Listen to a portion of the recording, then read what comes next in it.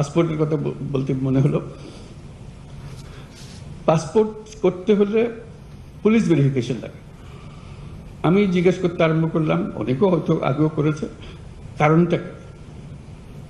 Passport তো আমার নাগরিক অধিকারের একটা অধিকার।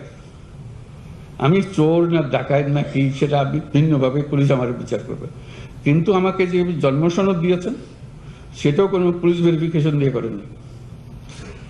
আমাকে এনআইডি দিয়েছেন, সেটাও কোনো পুলিশ ভেরিফিকেশনের জন্য অপেক্ষা করতে হয় না, নাগরিক হিসাবে পেয়েছি, এই দেশের নাগরিক। পাসপোর্টও এই দেশের নাগরিকের একটা পরিচয়পত্র, এখানে পুলিশ ভেরিফিকেশন কোনো লাগবে। আমরা আইন করে দিয়েছি এখন থেকে পুলিশ ভেরিফিকেশন লাগবে না।